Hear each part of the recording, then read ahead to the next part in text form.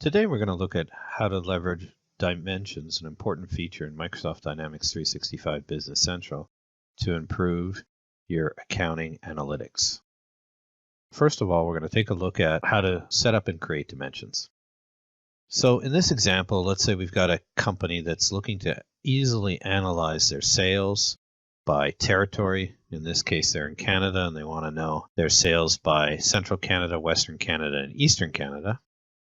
We would create a dimension called territory, which we've done here. If we take a look at the values inside that dimension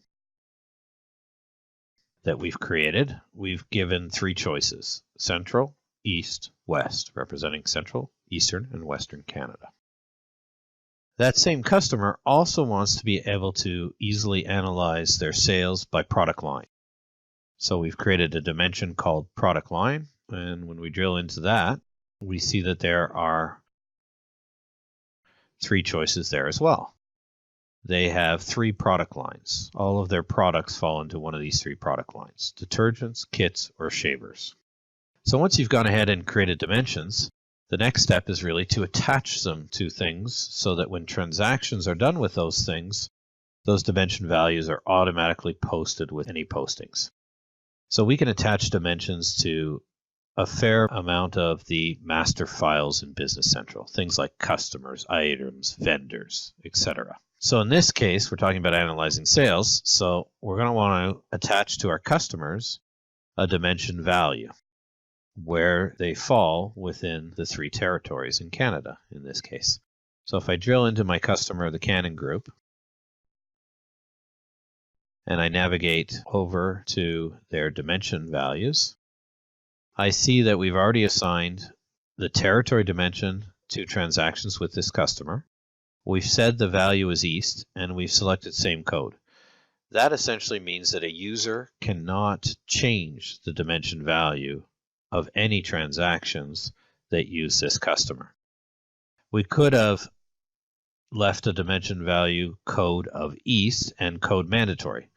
That means that they can't process a transaction without selecting a dimension value for territory, and the default suggestion would be East, but they could still change it. Finally, we could have left it blank, which means that they can make any changes that they really would like to the dimension value, which we could leave blank as well, or they could not fill in a dimension value for territory.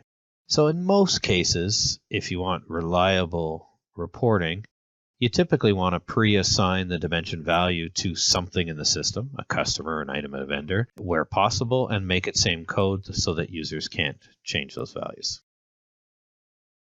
And then we had said this particular customer also wanted to analyze their sales by product line. So it would make sense that that dimension value we created for product line, we would need to attach it to items in the system. So in this case, if I take a look at these items here, let's just take a look at the first one. And again, I go to the dimension values. I see that I pre-assigned for the product line a dimension code of shaver for this particular product. And again, I've said same code, so it's automatically assigned and users can't change it. Now let's take a look at actually doing a transaction that's been pre-assigned. So I could go ahead and create a sales order or a quote or an invoice, and you'll see that those dimension values will be automatically assigned. In this case, I'm just going to go ahead and create a sales order. So we're going to go ahead and create an order for that customer 10,000, the Canon Group, where we had assigned a dimension of territory. And then I'm going to go ahead and enter some line items, some of those items where I also had dimension values assigned. I'll just put a quantity of 2 here. Then I'm going to add a second line with another product.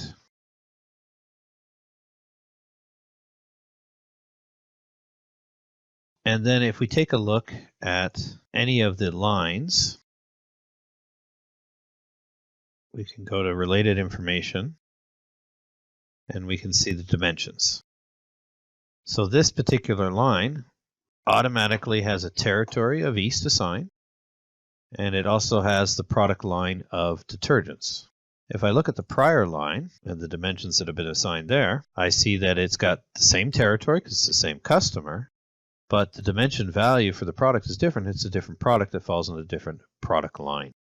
So we can see how the system is automatically assigning those things, and that will carry through, like I said, from quote to order to invoice, and any of the postings done on any of those documents, those postings will carry those dimension values. So now we want to look at where that leaves us in the end. When we look at any of the financial reports in the system, we typically have some options around how we work with dimensions. For now, let's take a look at analysis by dimension. I had created an analysis view called revenue, where I'm really looking at my revenue accounts, my 40,000 range accounts. I'm interested in actual amounts, and I'm interested in viewing it by month, and I'm looking at a fairly lengthy time period. So I'm going to narrow that time period down a little bit. I'm going to say I want to look at the 1st of January 2019 to the 31st of March 2019. And then I'm going to go ahead and show matrix.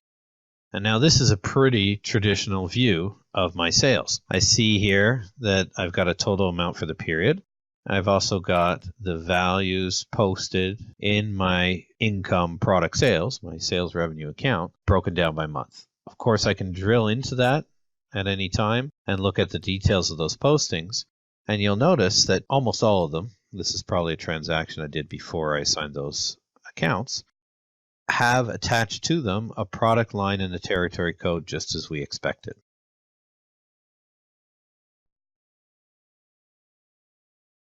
Now, what I might be more interested in is looking at maybe a particular month.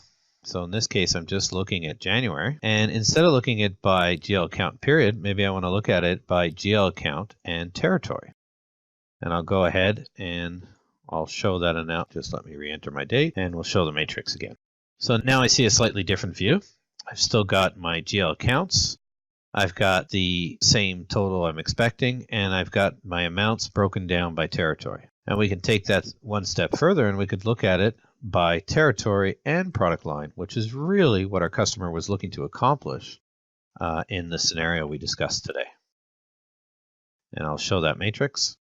And now we can see those numbers sliced and diced both by territory and product line for the particular period we wanted to look at. So this is an example of how you can leverage a powerful tool in Microsoft Dynamics 365 Business Central called Dimensions to really help and improve and ease your financial analytics or your financial reporting.